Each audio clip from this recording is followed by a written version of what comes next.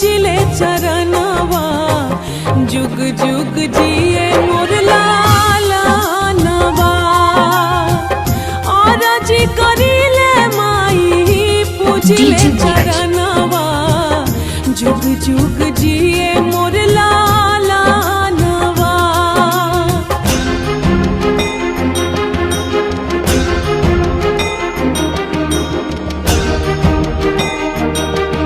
DJ Viraj